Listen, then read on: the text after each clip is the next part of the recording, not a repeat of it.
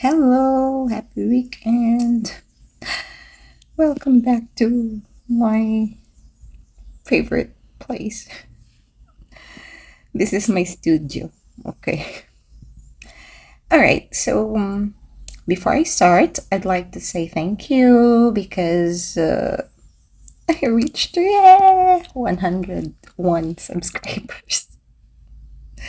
No, I mean that's already a big thing for me. I mean, my channel is not actually for personal agenda or for something like income generating project. That will be a bonus in case in the future, but it's really like I really want to share a lot of misconceptions and those uh, insinuations and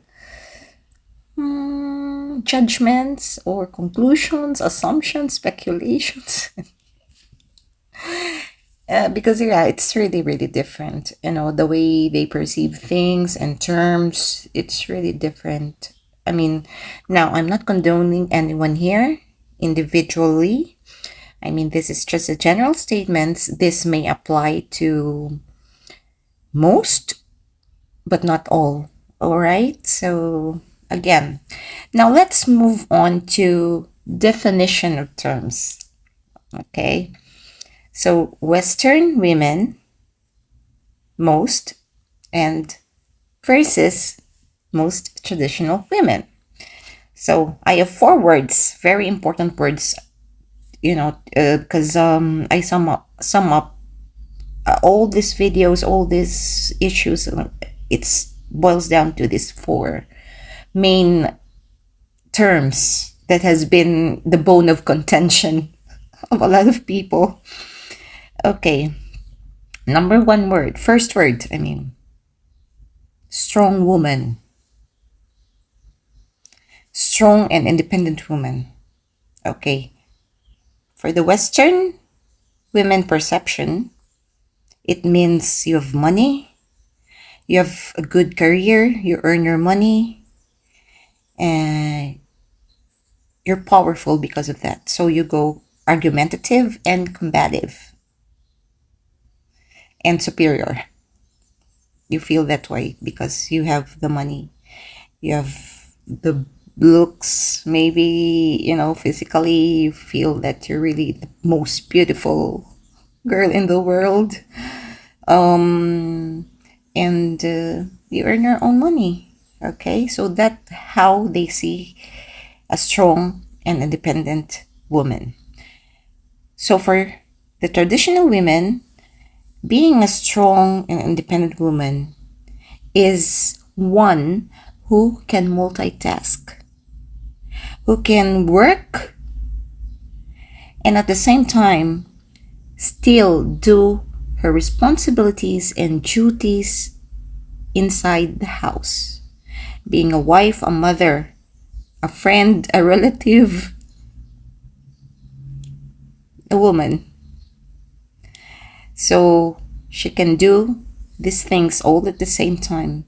She works and goes back home, leaving that entitlement of being the boss of the company or the most intelligent genius woman in the world. Exaggeration, okay, just a metaphor. Or the richest woman or the most beautiful woman in the company or outside. That's good because you feel good about yourself. But if it's too much, really, again, anything that is extremes is really very bad and dangerous. So you don't forget your obligation inside the home. You don't bring your title and position and ranks or these things inside the home. So when you're at home, you're just an ordinary woman who, not not in the bad sense, okay? Ordinary in the sense that the right thing to do of being a woman, a wife, a mother, you still do it. Not because you have to pay back literally.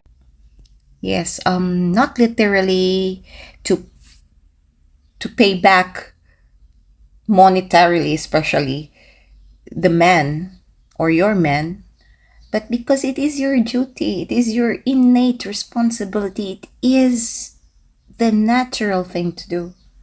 And that is because you show your love and support and care and understanding to your husband or your man and your whole family. It's gonna be your pride and happiness to do that. It means that that's the essence of a woman. And if you're doing well on that, oh my god, that's more of a treasure than any material things. You know, the happiness of your man depends on you actually. Depends on how you care for him. You care for your home. You are the light of the home and also the backbone of your homes. And your man is the head, the leader, the pillar, the disciplinarian, the planner. All right, so yeah. So that's one. The traditional women think of being strong and independent because they can do a lot of things and they don't complain about that. So that's a superpower. Yes, I thought I said that in my previous video, my first video actually. Then, strong woman and independent because she is a survivor. She survives all the hardships, not just the personal hardships, not just the natural calamities, not just the personal family dealings and issues or problems that may arise, but a survivor that she does all these things. I said this before that being a mom, a wife, a woman in the home is the hardest profession that is not expected to be paid monetarily, especially because it is as it should be. I mean, oh my god, my English, sorry. It's what you are supposed to do as a woman, as a wife. So you survive all these things, you're strong and independent. It's not easy. And when I say it's the hardest profession, it's not the literal like, it's like a job. No, no. I mean that it's natural duty, but it's hard. I know it's really hard. But then that's why you're strong because you did it. That's why you're independent because you can do it. All the things. It's really hard. I know it is really hard. But that's natural. That's the normal instance in one's life, in all our lives, in this earth. It's the role, gender roles. I always say redundantly, I don't know if you get deaf already, because I just really want to stress all the time these things, because I think there are some misconceptions really and a bit of not understanding how it goes and how it is and how we do it, these things. Okay, then that's it. Number 2 term is submissive. For the Western women, they think being submissive is being like total controlled slaves or properties or possessions of men. No. They they think they're really different. But for the traditional women, we think that when we serve, we offer our love, care, support, we nurture our men and our family, our kids, the whole family.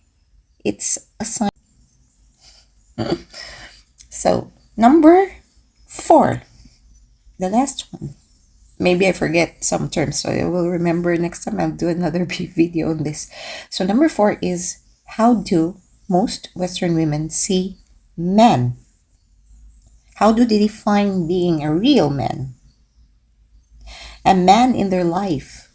Okay, for them, what I see, I'm not condoning anyone here. I'm just observing and seeing what is happening. Even, I live also in the West part of the world. I live also many countries in Asia before. So, I mean, this is generally how I see it now in modern times, that most and a lot of women in the West are seeing their men, or men in general, as human ATMs.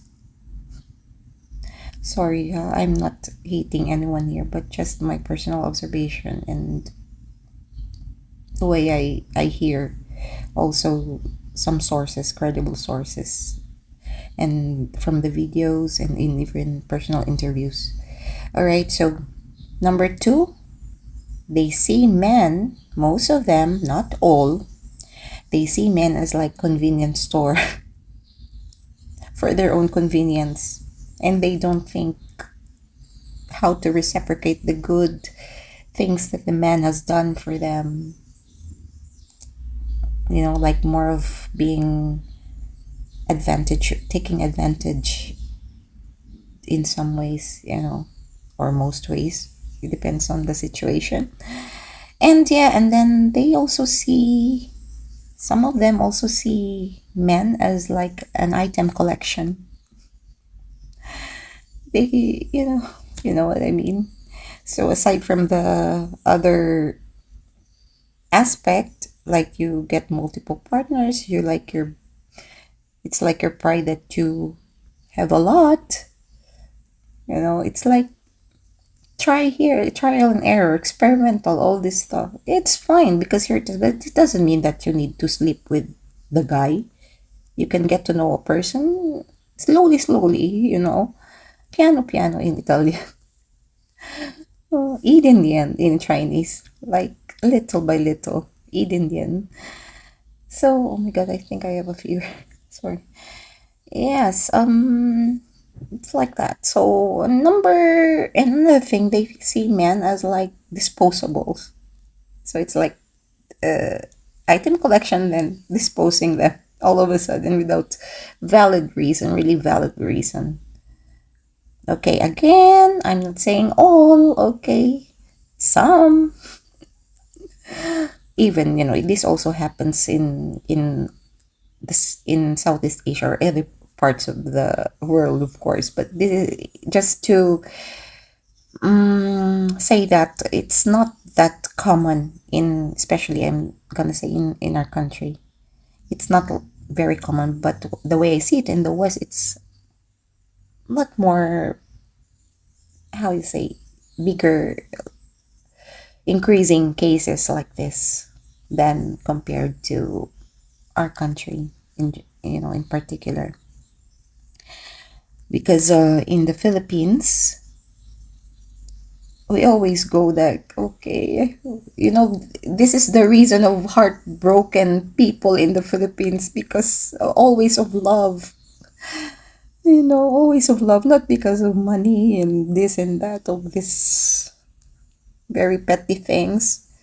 No, it's just because maybe a relationship didn't work because of, always, most cases will be like there's cheating and womanizing, or either women also, it happens there that women do some cheating also. So it's more of that issue, not because of this, like in the West. Okay, and another reason of the not a good outcome of a relationship in the Philippines is that when they see a man is not a real man to be the leader, he has no voice, he's irresponsible, he goes out all the time seeing other women and drink and drink and drink, doesn't think of the family and future and plan for the family, and doesn't do discipline in the family, then Yes, and then the woman starts to, try to work it out, talk and like that. But if doesn't really work, then they fight, of course. But not as like that, I think. But when it's really worse, there are, of course. But they have, the family is really very important in the Philippines. To be honest, you just don't go to the court and I will file a divorce. I don't like him. I don't like her anymore. Blah, blah.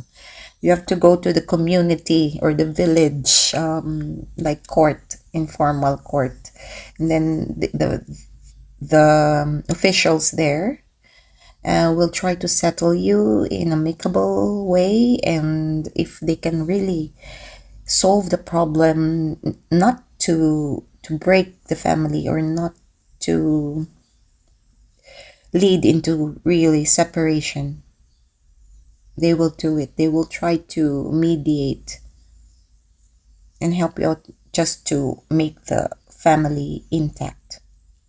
But if in any case that it's not really getting to be resolved, then the barangay or the community court, village court, they will issue a certificate of file action that you can go to court, the proper court, the legal court, and you do your, but it has to be a really very heavy evidence and proof that the marriage is not going to be good anymore, for not for just the individual party or one party, for both parties, and especially involving the kids. So that's one. And yeah, so that's how they see it mostly. And then traditional women or the Filipinas, let's say, they see men as their husbands, their partner, their best friend, their lover, their friend, the leader, the head of the house, and the pillar of the house. When they see a man that is like that, responsible and strong, they will feel fulfilled. We will feel fulfilled. Like, oh my God, he's really a nice man. I'm so lucky that I have this man. That's how we see it, mostly, generally. Okay. Yeah, that's how we see men. It's not just the financial aspect that he can provide. It's part of it, but it's more of how he manages us in the house, how he leads us in the house. That's how we see a real man is. Okay, so I hope you see the clear picture on how it is, how we see these terms and define these terms in Philippine perception and Philippine setting. Thank you for watching, guys. Again, I know some of my videos are redundant, and because I just really want to emphasize some things, because I know it's not, I mean, it's not going to be listened to by most, but maybe for some who is interested to know more. And yeah, this is actually just, I'm really motivated to do a lot of these videos, because especially for those who haven't been to the Philippines, this is just an idea, but of course it's better you go find out for yourselves. But this is just like a bit of support and assistance, in the sense that you hear some tips and advices and guidelines from other Filipinos, other videos of Filipinas and Filipinos also. Okay, thank you very much again. Have a nice weekend. Always stay happy and positive. Okay, thank you. Bye. Lupang Hinarang, Philippine National Anthem.